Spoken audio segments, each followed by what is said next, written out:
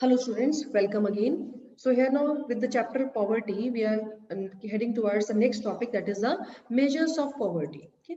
Measures of poverty मतलब होता है अब poverty इतनी ज्यादा है तो हमने इसको measure तो करना है ना, तो कैसे उसको हम measure करते हैं ये बात आती है. Next है measures of poverty. Okay? हम कैसे उसको poverty को measure करते हैं, कैसे उसको हम नापते हैं. तो बच्चों मेजर्स ऑफ पॉवर्टी के हमारे मेनली दो तरीके होते हैं. एक पहला आता है यहाँ पे रिलेटिव पॉवर्टी. ठीक है, रिलेटिव पॉवर्टी. और दूसरा यहाँ पर आता है एब्सोल्यूट पॉवर्टी. ठीक है, तो रिलेटिव पॉवर्टी क्या होते हैं, हम पॉवर्टी को मेजर करते हैं कुछ अदर पीपल से, रीजन से, नेशन से.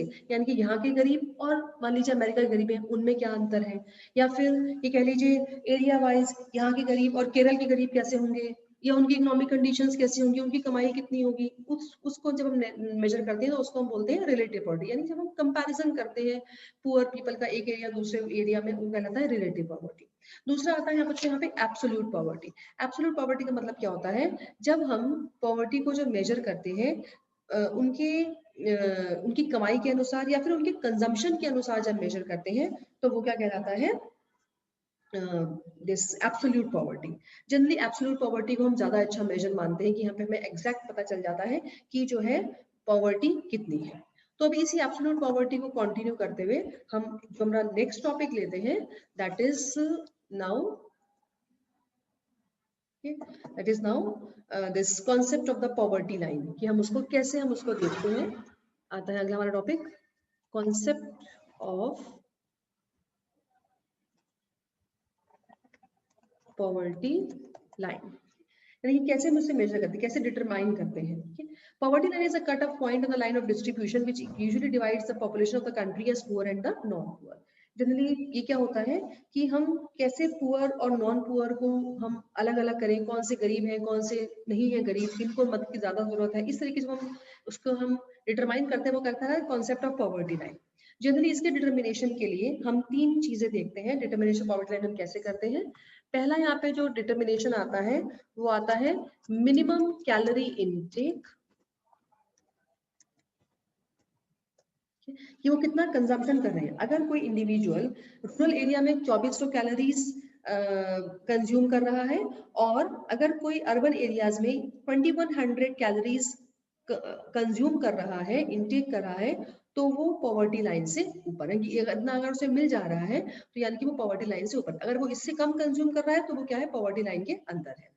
दूसरी बात आती है, ये तो हुई मिनिमम कैलोरी इनटेक ना. दूसरी चीज है उस कैलोरी इनटेक का पैसा कितना है, उसकी मॉनेटरी वैल्यू कितनी है.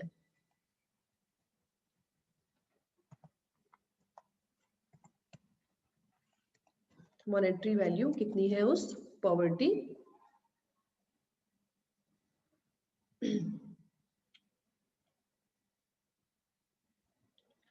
उसकी जो है कैलोरी इनटेक कितनी है.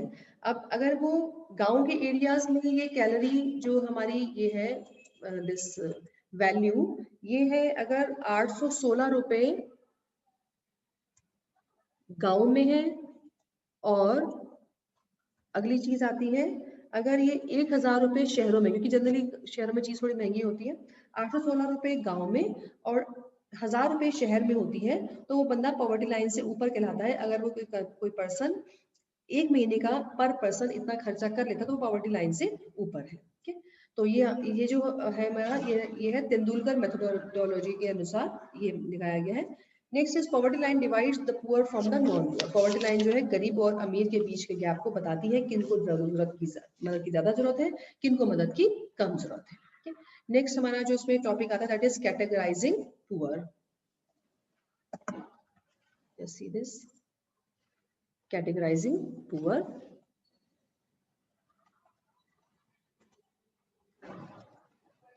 Now, and this categorizing poor हम यहाँ पे कैटेगरी बनाते हैं पुअर की. पहला आता है क्रॉनिक पुअर.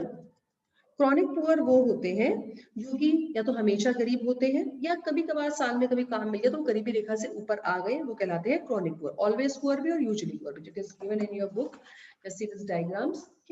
नाउ ये तो हुए हमारे क्रॉनिक पुअर. दूसरा यहाँ पे कैटेगरी आती है यूजुअली पुअर की.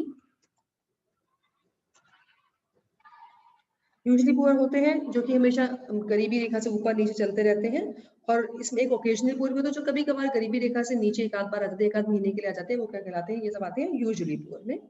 तीसरी कैटेगरी यहाँ पे आती है नेवर पुअर, यानी कि जो कि कभी गरीब थे ही नहीं, हमेशा गरीबी रेखा से ऊपर रहते हैं, वो क्या कहलाते हैं, दे आर नेवर पुअर, कभी उन्हें पता ही नहीं गरीबी क्या होती है। वो तीसरी कैटेगरी है कैटेगराइजिंग पॉवर्टी की। तो ये है हमारा टाइप्स ऑफ ये मेजर्स ऑफ द पॉवर्टी, कैसे हमने उसको डिटरमाइन किया। ठीक, और उसके बाद में हमने कैसे जो है उसको कैसे कैसे कैटेगरीज बनाई है, वो सब यहाँ पे है। फिर आगे आता है इसका क्रिटिसिज्म है कुछ पॉवर्टी लाइन का, यानी कि एक तो क्रिटिसिज्म यानी कि उसकी आलोचना, कि एक तो ये नहीं बता रहा है कि कौन ज्यादा गरीब है कौन कम गरीब है, क्योंकि गरीबों में कई होते हैं ना, तो बिल्कुल थोड़ा बहुत कमाते, कई ऐसे होते हैं बिल्कुल सड़क पर रह रहे हैं, उनके पास में कुछ भी नहीं कंज्यूम करने के, तो सरकार को किसकी मदद ज्यादा करनी है, ये यहाँ पे डिफ्रेंशिएट नहीं किया गया है। ठीक, और यहाँ पे सिर्फ खाने की बात करी गई, और एसेट जैसे कि safe drinking water, education facilities, ये सब चीजें उनके पास है या नहीं, इसकी तो बात ही नहीं करी गई, सिर्फ कैलोरी इनटेक की बात करी गई है। और बाकी उनके साथ में समाज में कितने भेदभाव होते हैं, इस बात को भी नहीं डिस्कस किया गया है, या फिर इलिटरेसी, कितने वो गरीब रहते हैं, कितने वो अनपढ़ रहते हैं, इस बात को भी डिस्कस नहीं किया गया है। So this was your concept of the poverty line, and this was your concept for today.